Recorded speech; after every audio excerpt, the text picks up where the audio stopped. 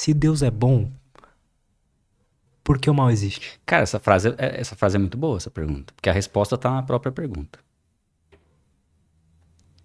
Então Deus Depois não é bom. vamos chegar lá, mas já tá na própria pergunta. Assim, a gente comentou que o mal veio a existir. Então, o mal não pode fazer parte da natureza de Deus. Então, Deus não é o autor do mal. Essa é a primeira conclusão que a gente chega. Deus não pode praticar o mal por uma questão moral. Só que aí você fala, ok, mas a gente vê um monte de coisa que explica tudo isso aí, então. Quando Deus decide criar seres, ele cria, entre aspas, a possibilidade do mal, por conta da característica pela qual ele criou esses seres. A sua imagem e semelhança, no caso dos homens, os anjos também têm características nesse sentido, com algumas diferenciações, difíceis até da gente entender exatamente quais são. A gente não tem conhecimento tão profundo dos anjos. Mas sabemos que a criação possuindo vontades, emoções e intelecto, ela tem uma capacidade dada por Deus de decidir. Então, quando Deus cria seres, ele cria esses seres em comunhão com ele. Os anjos foram criados dessa forma e o homem também foi criado dessa forma. Quando Deus cria o homem no Jardim do Éden, ele tem uma comunhão plena com o homem no Jardim do Éden. Então, a possibilidade do mal existiu por conta da característica pela qual Deus criou seres inferiores a ele. Então, esses seres que foram criados inferiores a Deus, eles só podem ser bons, plenamente bons, e a gente falou sobre a questão da bondade moral ter que ser absoluta, se estiverem em Deus. A partir do momento em que eles decidirem se separar de Deus, pela independência, Deus permite essa decisão, mas automaticamente eles se tornam maus. Porque a bondade plena é somente em Deus. Lembra do copo de água com uma gota de veneno? Quando os seres criados decidiram, falaram, não, eu não quero me submeter a Deus. E Deus dá essa liberdade por conta da característica pela qual ele criou esses seres. Quando a partir do momento que ele decide, ele já praticou o mal. Talvez ainda não na sua plenitude, por conta de ser uma decisão e uma ainda talvez não teria sido praticado de fato, mas o mal se torna algo possível e quando a gente vai estudar a respeito da criação dos anjos, entendendo profecias de Ezequiel e Isaías como um retrato do que aconteceu antes da criação do homem no reino espiritual, que é a queda de Lúcifer, conhecido como Lúcifer, mas também tem uma questão ali de tradução que, na verdade, usar o termo Lúcifer é meio... não é preciso, né? Tá. É o diabo, na verdade. O diabo era um anjo que decidiu ser como Deus, decidiu se rebelar, ser independente de Deus. E, através disso, se tornou mal e foi expulso dos céus. Esse é o início da prática do mal. O primeiro agente do mal é o diabo, por conta dessa rebelião contra Deus. Ali quando a gente lê... Por que ele rebelou? Então, cara, a gente tem um texto aqui, vamos lá. Porque assim, na teoria ele criou ali os anjos e tudo mais. Sim, sim, Por que sim. todos são bons e por que esse quis ser diferente? Essa é a questão. Essa é a questão. É difícil você saber exatamente como o mal surgiu no coração de Lúcifer, no caso, como é conhecido antes da queda. Mas, ao mesmo tempo, cara, você vê na narrativa de Isaías, deixa eu ver qual que é mais precisa pra gente colocar, acho que seja Isaías. Isaías 14, a gente tem um texto assim, ó. 14 e 12, ó. Como você caiu dos céus, ó estrela da manhã, filho da alvorada. Como você foi atirado à terra, você que derrubava as nações. Você dizia em seu coração, subirei aos céus, erguerei o meu trono acima das estrelas de Deus. Quando fala estrelas, você vai em Apocalipse e vê que é uma referência aos anjos, tá? E eu me assentarei no monte da Assembleia, no ponto mais elevado do Monte Santo. Subirei mais alto que as mais altas nuvens e serei como o Altíssimo. Esse é o texto que alguns vão entender que é uma profecia somente para o rei da Babilônia, que se eu não me engano Isaías... deixa eu ver... Babilônia. Interessante. Só que você percebe que a profecia, ela chega num ponto que começa a apontar para algo superior ao homem. E aí quando você vai em Ezequiel 30, Jeremias, Ezequiel 28, ó. Diz assim, ó. Você era... 28 a partir do 12 aqui, ó.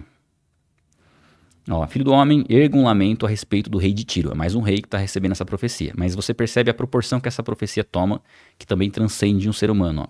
Você era o modelo da perfeição, cheio de sabedoria e perfeita beleza. Você estava no Éden, no jardim de Deus. Todas as pedras preciosas o enfeitavam: sárdio, topázio, diamante, belônio, ônix, jaspe, safira, cumbúrculo e esmeralda. Seus engastes e guarnições eram feitos de ouro. Tudo foi preparado no dia em que você foi criado.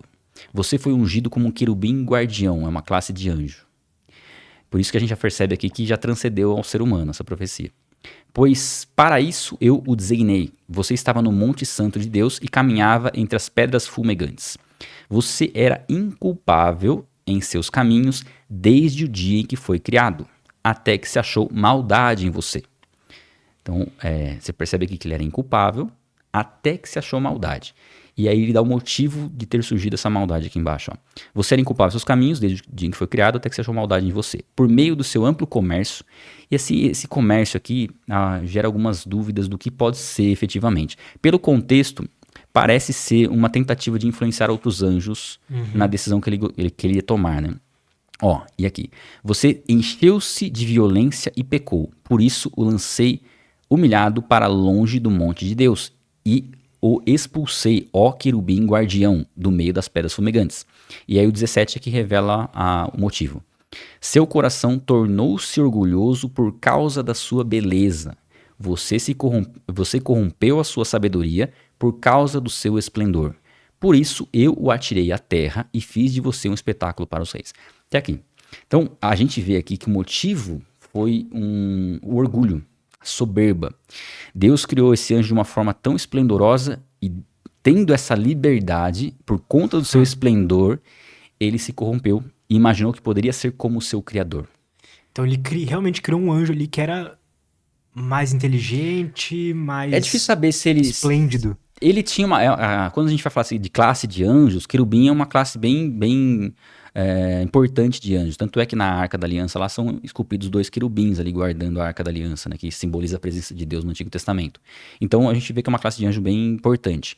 E os detalhes que dá a respeito dele eram detalhes de esplendor. E por conta desse esplendor, ele se sentiu melhor se sentiu melhor, como se ele pudesse fazer o que Deus faz. Cara, o desejo de Satanás, de Lúcifer, Satanás, diabo, enfim, ele se assemelha muito ao nosso desejo. Se você for pensar, o ser humano se corrompe por conta, muitas vezes, do seu orgulho, de não reconhecer os erros, de não reconhecer a sua própria maldade. Você encontra muito isso na característica do ser humano. Só que assim, tem um motivo para o ser humano ser assim. Há uma razão para o ser humano ser inclinado para o mal. É onde a gente chega entendendo a queda. Ok, Esdras, todo mundo que estuda as escrituras entende que essas passagens se referem à queda de Satanás? Não, alguns entendem que não. Se refere ao rei, que não tem muita informação sobre a queda de Satanás. Só que o contexto bíblico aponta para isso. Porque Jesus diz que... Só para fechar esse parênteses.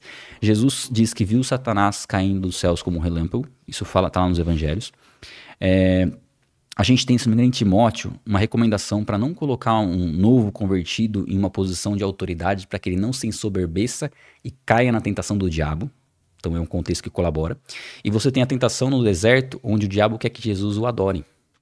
Ele fala, ó, se você me adorar, eu te dou os reinos da terra que foram dados para mim, né? E aí a gente vai entender quem que deu esses reinos para Satanás, não foi Deus. Mas ele oferece isso para Jesus, querendo a adoração de Jesus. Então era um desejo dele aqui.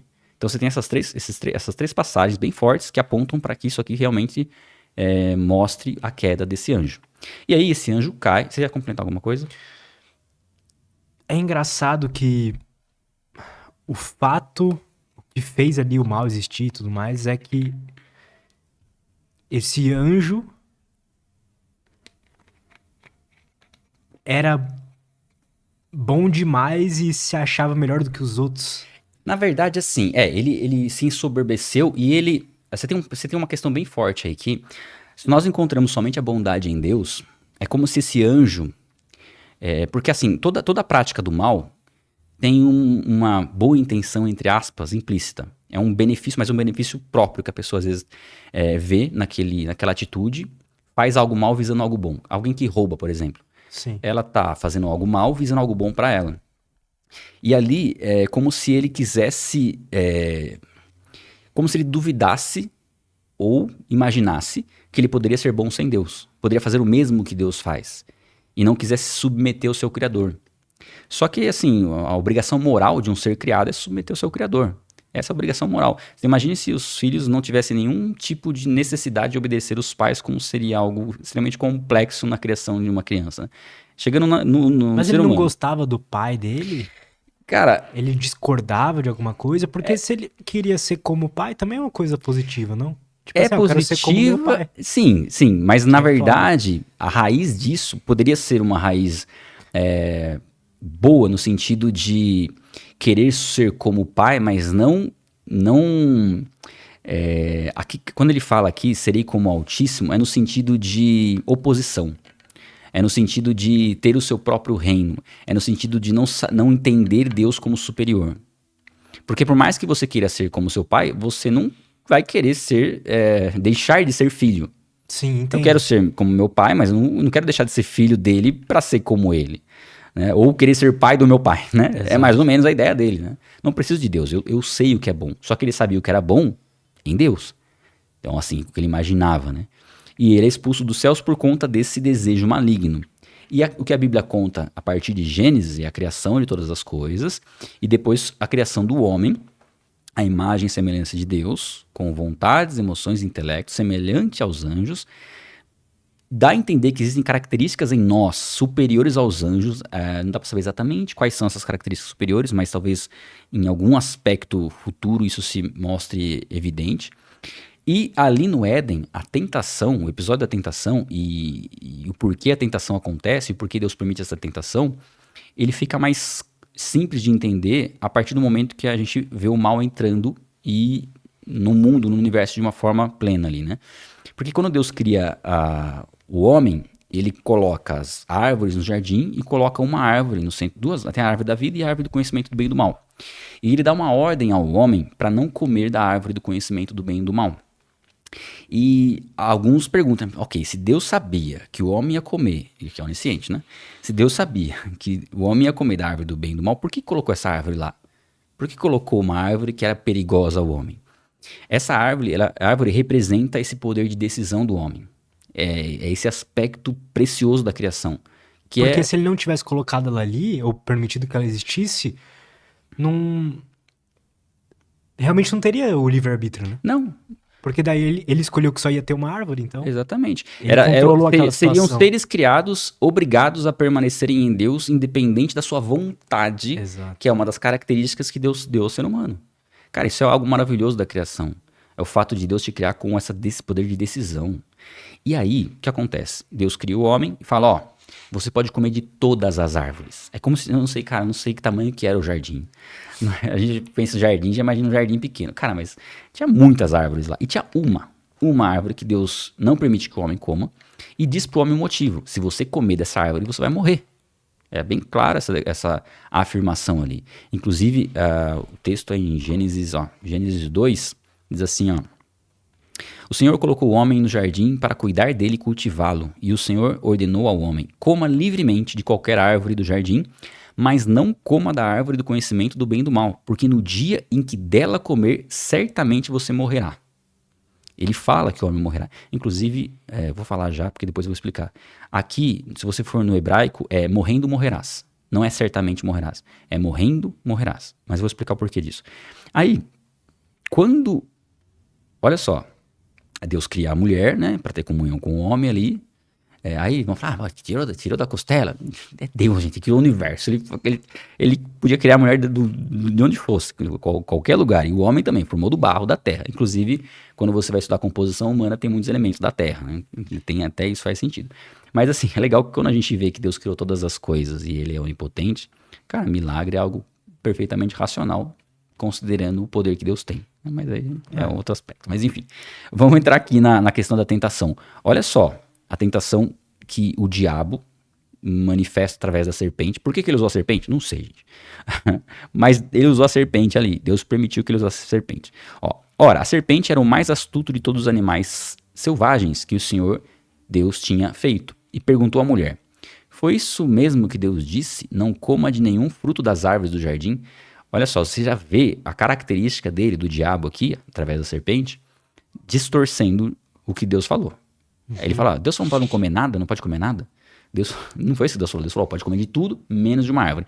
E aí, Eva responde, respondeu a mulher à serpente, podemos comer do fruto das árvores do jardim. Mas Deus disse, não comam do fruto da árvore que está no meio do jardim. Nem toquem nele, do contrário vocês morrerão. Você percebeu alguma diferença da ordem de Deus do que Eva falou aqui ou não? Não. Não toquem nele. Deus não falou nada disso. Verdade. Né? Ele acrescentou uma informação. Então aqui você percebe que quando ele fala para Eva, Eva não recebeu a ordem direta de Deus. Quem recebeu foi Adão. Né? Mas Adão tinha como obrigação compartilhar com a sua esposa. Aliás, eu não sei se ela estava presente ali junto no momento da ordem, mas talvez tivesse, talvez não. Mas ela não tinha informação correta aqui, né? Precisa. Você vê que o diabo lança uma conversa. Deus falou para não comer nada. Ela fala, não pode comer nem tocar. Quando ele percebe essa vulnerabilidade dela não entender muito bem, olha o que ele fala. Ó. Disse a serpente à mulher, certamente não morrerão. Ele fala ele traz uma declaração oposta ao que Deus disse. Deus sabe que no dia em que dele comerem do fruto, né, os seus olhos se abrirão e vocês, como Deus, serão conhecedores do bem e do mal. Então ele fala assim, ó, Deus não quer que vocês comam porque vocês vão ter um poder, vocês vão ser como ele. E olha que interessante, você vê que a tentação que ele jogou para Eva foi a que ele caiu. Ele queria ser como Deus. E aí Deus cria o homem e para afrontar a Deus, ele mostra que o homem cairia na mesma tentação e o homem cai. E aí, que é o ponto, né? Você vê que ela olha para, fala assim, ó, quando a mulher viu que a árvore parecia agradável ao paladar, era atraente aos olhos, além disso, desejável para dela obter conhecimento, tomou do seu fruto, comeu e deu ao seu marido que também comeu. E assim, você fala, cara, por que ela comeu da árvore, né? Será que ela foi uma rebeldia contra Deus nesse momento? Bom, primeiro que ela deu ouvidos ao diabo, que contrariou uma ordem clara de Deus. Então ela duvidou da ordem de Deus ser uma ordem boa. E pior do que isso, quando você vê o nome da árvore, é a árvore do conhecimento do bem e do mal. Aí você fala, se fosse a árvore do conhecimento do mal, será que ela comeria? Cara, eu acredito que não. Não seria tentador conhecer o mal. Até porque, pelo que a gente falou, né? Sempre alguém que pratica algum tipo de maldade, na cabeça dele tá visando algum benefício. Né? Um exemplo que eu dou, sabe aquelas pias de filmes americanos lá que tem triturador? Então imagina o seguinte, se tivesse a pia aqui, aí tá lá o triturador, beleza.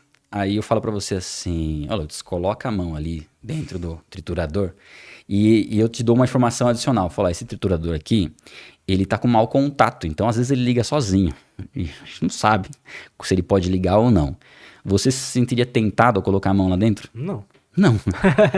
Agora se eu falasse pra você, ó, e mostrasse pra você, ó, lá no fundo tem um diamante. Provavelmente, não vou dizer que você faria isso, mas você já ia pensar assim, será que tem um padrão de tempo em que ele liga ou desliga? Você já começar a observar e cogitar colocar a mão lá dentro. Mesmo arriscando perder sua mão, porque você estaria visando algo bom ali. Você fala, é perigoso? Mas cara, se eu pegar isso aqui vai trazer uma recompensa muito grande. Então, se fosse uma árvore para o conhecimento do mal, não seria tentadora.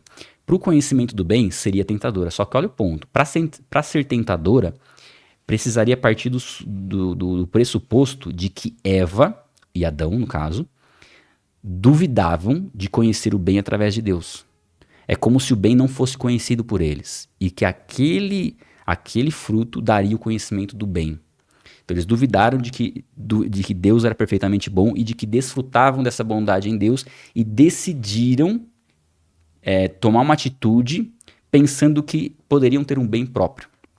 Só que nenhum ser é bom por si próprio, somente permanecendo em Deus. É igual você pegar uma folha de uma árvore. A folha só está ali viva porque ela se alimenta da seiva da árvore. Se você tirar, ela vai secar e vai morrer. Então ali, naquele momento que eles comeram, eles tomaram uma decisão por independência. Então o fruto, eu não falo que fruto que era, o fruto a relação sexual, não tem nada a ver. O fruto era somente uma forma do homem poder decidir crer que desfrutava do bem em Deus ou se rebelar contra Deus. Então, a atitude de comer do fruto era uma rebelião, uma decisão por independência. Naturalmente, o homem se separou de Deus naquele momento e se tornou obrigatoriamente mal, assim como o diabo. Então, aí a gente vê claramente assim, uma direção de Deus falando o que aconteceria e o homem tomando essa decisão. E aí, aquilo que eu falei para você, morrendo morrerás, que é o que Deus fala o que aconteceria. Quando Eva come da árvore, do fruto, ela não morre. E teoricamente, na cabeça dela, o diabo tinha razão. Porque Deus falou que a gente ia morrer se a gente comesse. E eu comi e não morri. Adão, Deus tá mentindo, pode comer, vamos comer. Só que o que acontece? Se morrendo morrerás, é essa desconexão de Deus. Morrendo espiritualmente, que é a conexão do homem com Deus, ele morreria fisicamente. E é o que acontece. Eles perdem essa conexão com Deus e passam a ser seres mortais. E a partir daquele momento, tinha uma outra árvore no jardim, que era a árvore da vida. Essa árvore era a árvore que, se o homem decidisse comer dessa árvore, não sei qual seria o contexto ali, enfim, mas se comesse dessa árvore, o homem viveria eternamente na condição em que ele estava. No caso dessa separação de Deus, ele não poderia comer da árvore da vida, vivendo eternamente longe de Deus, e por isso ele é expulso do jardim, como uma provisão de Deus, já preparada desde a eternidade, porque Deus é onisciente, saberia que o homem ia cair, para que o homem fosse remido de estar na prática do mal. E aí, uma dúvida que é recorrente, talvez você tenha essa dúvida. Qual que é a diferença do pecado dos anjos para o pecado do homem? A gente vê quando o diabo pecou, ele foi condenado e ele não tem redenção. Uhum. Porque ele já estava na presença de Deus, ele não foi enganado para tomar sua decisão e tomou sua decisão num sentido definitivo, no sentido de sabendo o que ele estava fazendo. E os anjos da mesma forma. O homem não. O homem foi enganado. O homem não tinha o conhecimento que o diabo tinha. Por Faz isso que sentido. o homem ganhou a possibilidade de redenção, por ter sido enganado. E agora, a partir daí, o diabo está colocando em prática a maldade, que antes era só uma ideia, ele está colocando em prática. E o homem está no mundo que foi entregue para o diabo por ele mesmo. Porque Deus deu a terra para o homem entregou para o diabo. É o que o diabo fala para Jesus, ó, se você me adorar, eu te dou isso aqui porque foi me dado. Quem deu foi o homem. Então nós estamos num mundo governado pelo diabo, cara. Essa é a realidade. E a partir de Adão, que se separou de Deus, ele gerou filhos e filhas. Tanto é que, deixa eu ver se eu tenho anotado aqui, ó. Não sei exatamente onde que tá aqui, mas a Bíblia fala que Adão gerou filhos à sua imagem e semelhança. Diferente, por quê? A partir do momento que Adão se separou, ele perdeu aquela natureza eterna de comunhão com Deus e gerou filhos que naturalmente nasceram da mesma forma como ele estava, separados de Deus. Então Adão, que é o pai da humanidade, a partir dele surge toda a humanidade, mas sempre o ser humano nasce separado de Deus por conta dessa morte espiritual. Ele nasce com a necessidade de redenção. Todo ser humano nasce assim. E a Bíblia diz que o ser humano nasce inclinado para o mal, ele nasce pecador. E aí entra vários questionamentos em relação a isso, mas a gente consegue perceber, por exemplo, na natureza de uma criança, que para a criança ter atitudes boas, você precisa direcionar, disciplinar, ensinar. Se você largar sem disciplina e sem ensino, ela tende para o mal.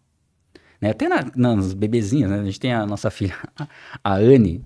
É impressionante a forma de lidar com as coisas, sempre com aquela vertente pro mal, de fazer birra, de brigar, de bater na irmã. Ela é menor que a irmã e ela, às vezes, pra se defender, às vezes, Interessante né? isso, né? Ela toma as atitudes, às vezes ela... Tem uma situação que a mais velha tava chorando, ela saiu de perto da mais velha, pegou minha carteira e falei, o que ela vai fazer? Por aí jogou a carteira na cabeça dela, com 1 ano e pouco. A gente pode dar risada, né? Então a gente fica... Tem que corrigir ela mesmo pequenininha. Mas você percebe na educação de uma criança sempre a tendência para o mal. É claro que isso desperta uma série de outras questões que falam, ok, se a criança nasce pecadora, e se ela morrer quando criança, como que funciona a questão da salvação? Esse é um ponto que a gente pode abordar daqui a pouco, mais para frente. Né? Mas aqui a gente tem a razão, né, quando o pecado e o mal entrou definitivamente no mundo e por que nós vemos tanta maldade no mundo, fruto do pecado. Porque ao longo da história nós vemos Deus tentando guiar tentando ficar esquisito, né? Deus guiando a sua criação, mostrando princípios a serem seguidos e o homem sempre quebrando esses princípios. A gente tem o primeiro homicídio familiar ali, Caim mata Abel, que é a primeira história de homicídio da humanidade e é uma história de homicídio de um irmão matando o outro, por inveja. Você vê que essa raiz de inveja, de orgulho, de vaidade, ela tá lá desde o começo e ela acompanha a humanidade. Então a gente tem Caim matando Abel, depois Caim, a geração de Caim, você percebe assim uma falta de temor a Deus absurda.